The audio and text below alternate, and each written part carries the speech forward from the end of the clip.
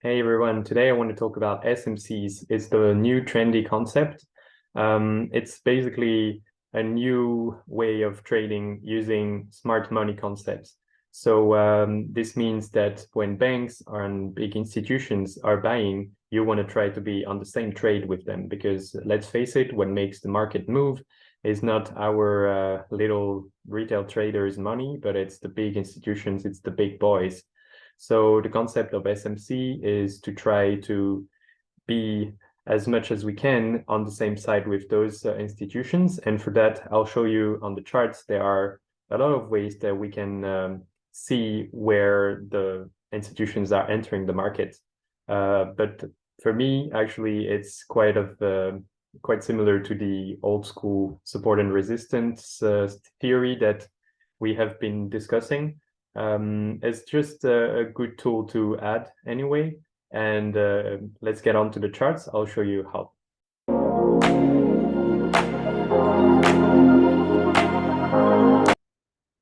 All right, so now we're on the charts. Here we have your GBP.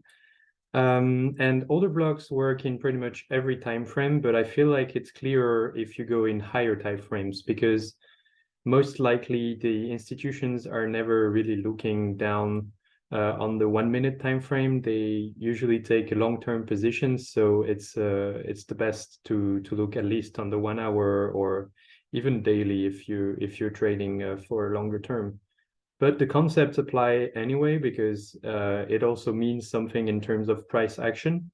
So today I'm going to talk about the order blocks. That's one of the smart money concepts that's the most useful, I feel like. And the order block is basically the time when a big institution or a bank is buying or selling. And on the market, that tends to have a big impact.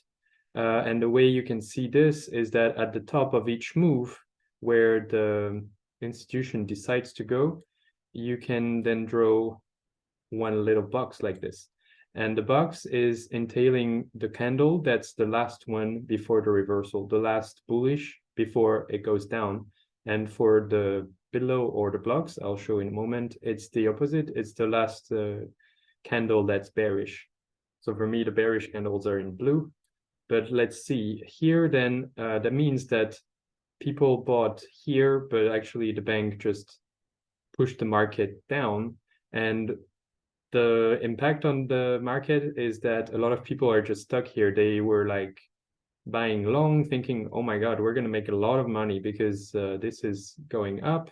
And that's exactly the place that the market was going to revert. So when the price goes back here, there's a lot of chance that these people who are stuck here and seeing their money go away, being on a negative profit, they're gonna be very happy to sell if the price goes back. So let's see what happens. And now, of course, the price went back to there, and boom, we have a big rejection. And then we can also see that there's another block here. It's also kind of a support, but we can see that last candle of the blue ones. You usually take the whole candle, by the way. It's with the wick, not only the body of the candle. And so we see that here we have another zone that's going to be a support.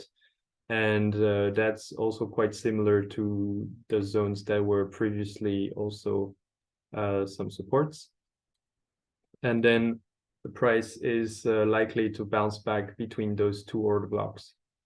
Here it goes down below it a bit, but still it's respecting it pretty well. And we see there's another wick. And in that order block with there, that means that there's a lot of pressure of buyers.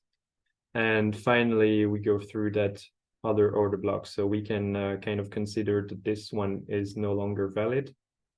And for that, we can then see, okay, we have here one big bullish candle and then a reversal, at least for now. So we can just call that the next big level and big order block that needs to be broken. And again, we have a big reaction out of this. So this shows the power of it. It means that the banks are buying in that zone, and when it goes back to that zone, the banks are selling in that zone, and when it goes back to that zone, of course, then you see the market keeps going down. So that's the concept, and it's quite useful if you're not sure where the resistance and supports are. You can always just take it, and you can also make smaller order blocks at every movement. For example, that little blue candle here would be another order block, but because this one still wasn't really broken, if we don't count this little deviation, we can keep it active for now.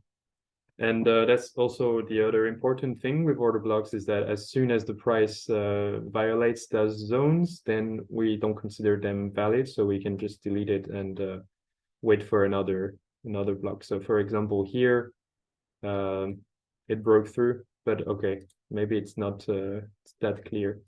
Yes, so now that it broke through like this, it means that this level is no longer valid. And instead we can maybe just have a look at this order block here, which is the last bearish candle before this big move up. So if the price ever comes back here, there's a good chance that it will go back up. And same for this little bullish candle right before this movement. It means that the price is likely to consolidate before going back up. So that's the main ideas for order blocks. It's usually very similar to the support and resistance, because if we drag it down, we can see in the other theory of the markets that the action of the price is respecting those zones, which happens to be that order block, and that's at the same time a big support. So it can be used as an additional confluence if you're drawing your support and resistances, trying to see where the price has been hitting a lot of times. Then that's quite a good confirmation that you're right and that your supports are likely to be respected. Once again, it's never sure, and the price will do whatever it wants, but as you can see, it tends to be a good indication of what the price is going to do. Another thing to show is that the order blocks in the bigger time frames, for example in the 1 hour, are more significant than the small order blocks in the 15 minutes. But if we want to go down, we can also see that some of them are relevant. For instance, that one would be the last bearish candle before that big move up, and then we have another small retest.